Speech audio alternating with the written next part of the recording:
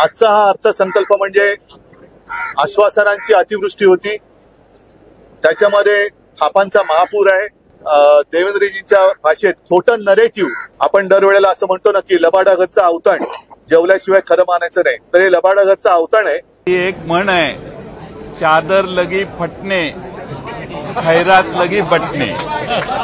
कोणत्याही परिस्थितीमध्ये आपल्याला विजय मिळणार नाही निवडणुकीत, मग आता शेवटचा प्रयत्न पैसे वाटण्याचा करा। आणि एक शेवटचा आणखीन एक मुद्दा मी मांडू और हिंदी में भी मांडू। महाराष्ट्राचं बजेट आज मांडण्यात आलं। देशातल्या लोकसभेचा फटका एवढा मोठा आहे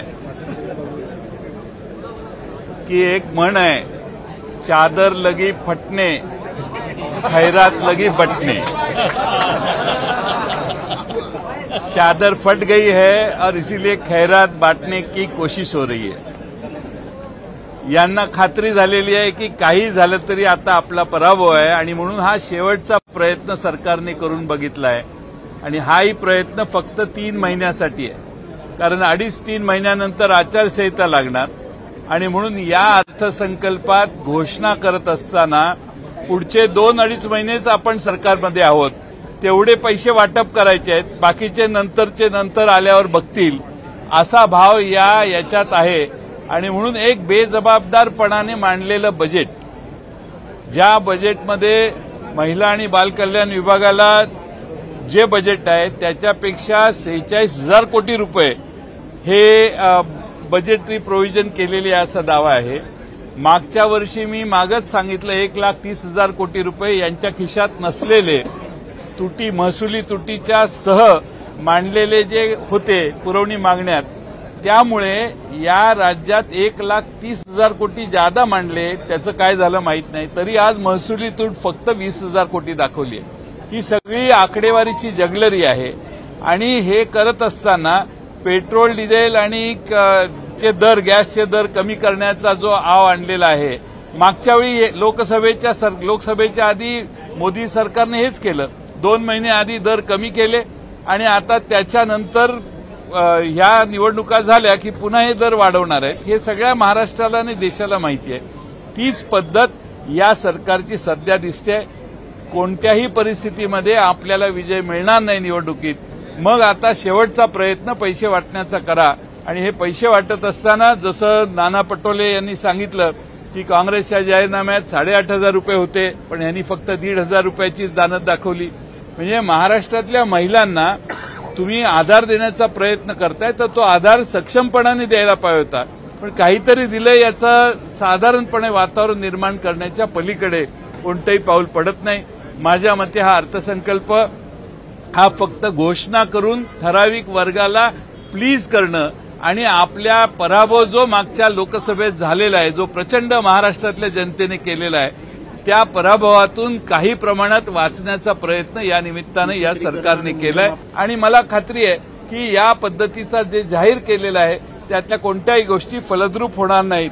महाराष्ट्रातल्या जनतेला काही दिलासा देण्याचा प्रयत्न यातनं जो केलेला आहे तो महाराष्ट्रातल्या जनतेची निव्वळ फसवणूक आहे।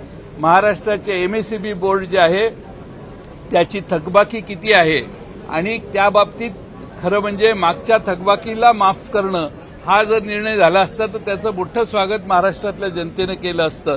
आता इथून पुढे यांचं राज्यच 2 महिने आहे, तर पुढची सुपारी घेणं हे जबाबदारपणाचं लक्षण नाही। म्हणून मी मगाशी सांगितलं की मागं काय आहे, MSEBच्या समोरचे प्रश्न काय आहेत याच्याबद्दल कुठेही भाषणात याचा उल्लेख नाहीये, पण पुढे मी अमकं करणार आहे म्हणतात। यालाच मी म्हणतो की हे बेजबाबदारपणाचं लक्षण आहे। त्यांनी जर बजेटमध्ये सांगितलं असतं की एवढी जबाबदारी आमच्यावर ऑलरेडी आहे महाराष्ट्र सरकारवर, जी आम्हाला महाराष्ट्र सरकारच्या वतीनं त्यांना द्यायची आहे, तर मग मी समजू शकतो किंवा थकबाकी एवढी आहे याची वसुलीची हे कार्यक्रम आहेत, त्या सगळ्या गोष्टीवर पांघरून घालून नवी जबाबदारी 14,000 कोटी रुपयाची म्हणतायत, पण मला वाटत नाही ती 14,000 कोटीवर थांबेल। किमान 28,000 ते 30,000 कोटी रुपये हे या योजनेसाठी लागतील। म्हणून मी वारंवार सांगतोय हे बजेट फक्त 2-2.5 महिन्याचं आहे। हे सत्तेतून बाजूला गेल्यानंतर आम्ही ज्यावेळी सत्तेत येऊ त्यावेळी अशा गोष्टी आणि या सगळ्या संदर्भात आम्हाला महाराष्ट्रातल्या जनतेला दिलासा देण्याचं काम पुढे करायचंच आहे. ते आम्ही योग्य त्या पद्धतीनं व्यवस्थितपणानं करू. आणि एक शेवटचा आणखीन एक मुद्दा मी मांडू और हिंदी में भी मांडू.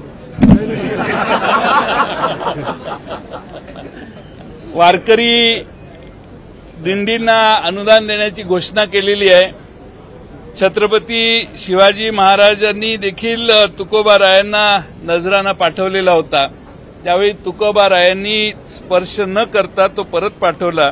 त्यांचे आभार मानले.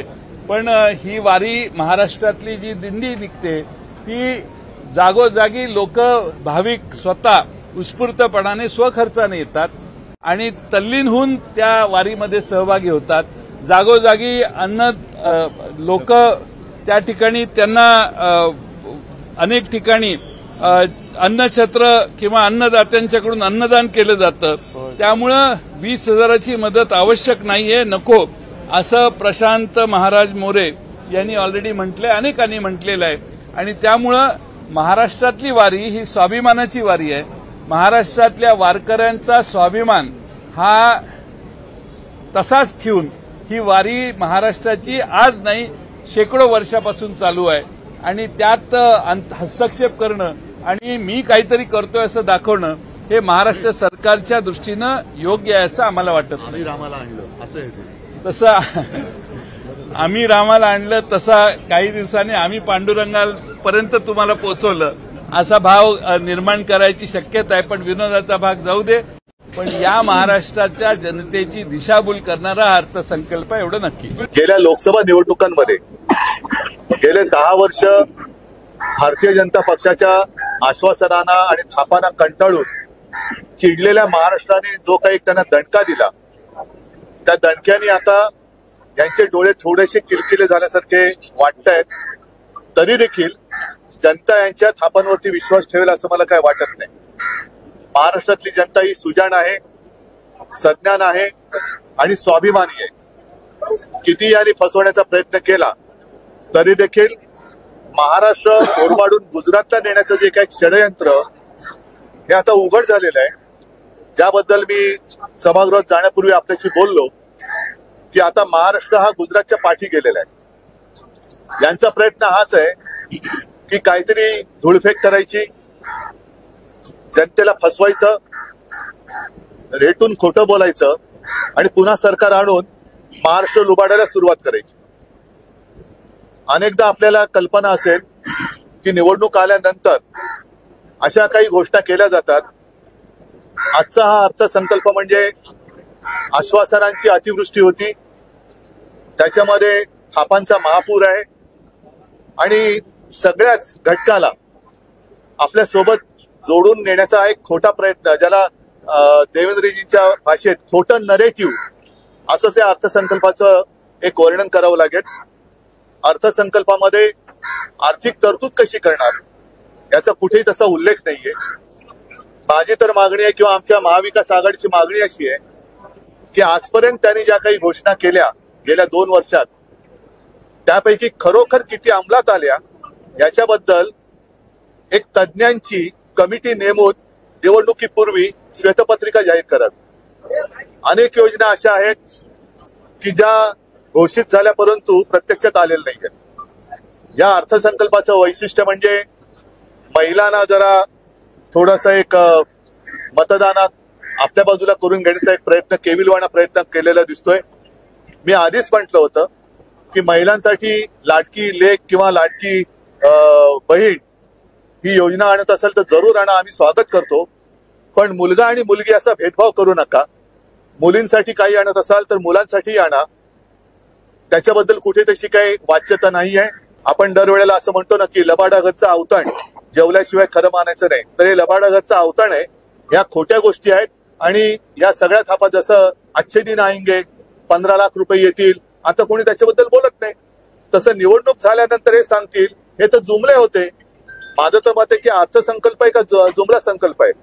त्या जुमलाबाजीला आता लोक भीक घालणार नाहीत. यांनी कितीही काही करण्याचा आव आणला तरी सुद्धा जनता याला फसणार नाही आणि जनता महाराष्ट्र लुटणाऱ्यांना पुन्हा एकदा निवडून देईल असं मला काय वाटत नाही.